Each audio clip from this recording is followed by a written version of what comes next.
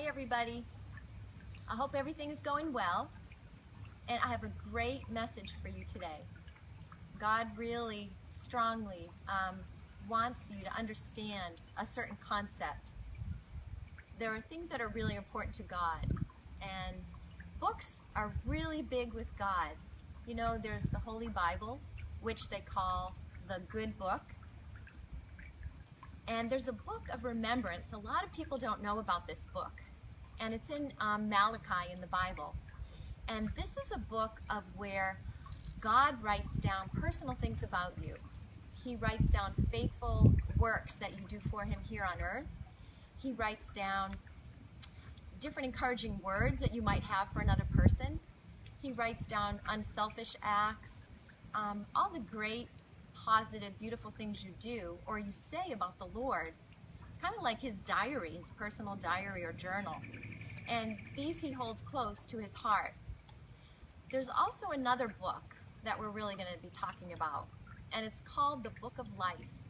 And it is talked about in Revelation. And this is a very important book. This is a book that you want to make sure you're in. But if I asked you today, right now, do you know 100% sure? Do you know that your name is written in that book of life?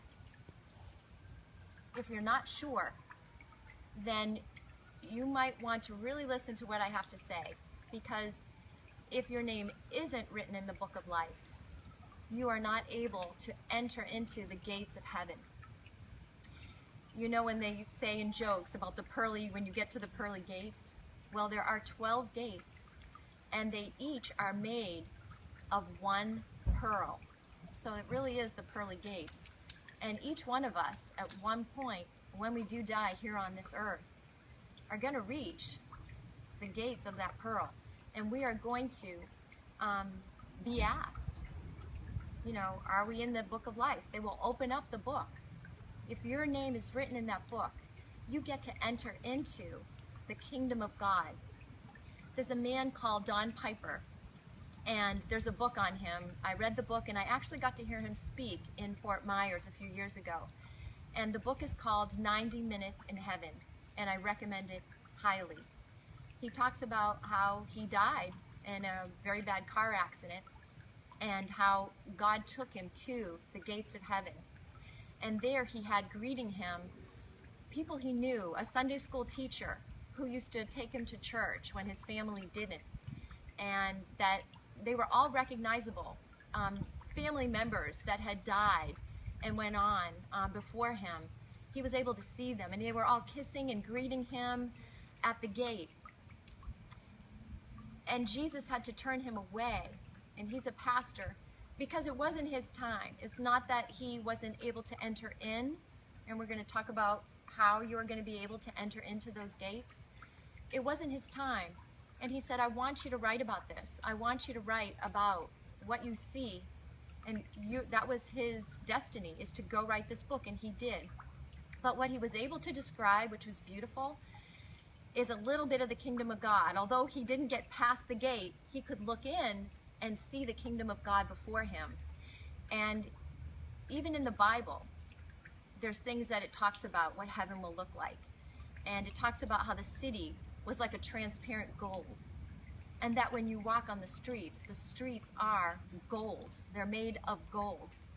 That there's rivers of crystal running through it. That the walls even of the kingdom are made of jewels and stones. That it is very regal, very, very beautiful. That there's light there. There's not night at all. There's never darkness. And what lights heaven is the glory of God. And it's 24/7. And there's a lot to go into about what gets us through those gates or what doesn't get us through those gates. And I'm going to go through that with you the next time. So next week, we will talk about that. All right, so start thinking about it, even start researching it,